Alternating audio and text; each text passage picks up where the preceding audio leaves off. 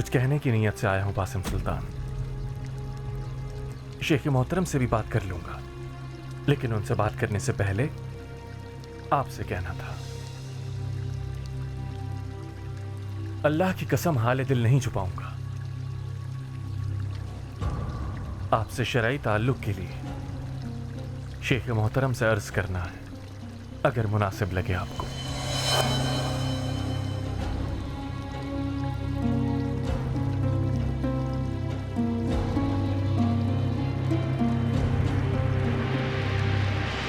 ला इलाहा इल्लल्लाह, ला इलाहा इल्लल्लाह।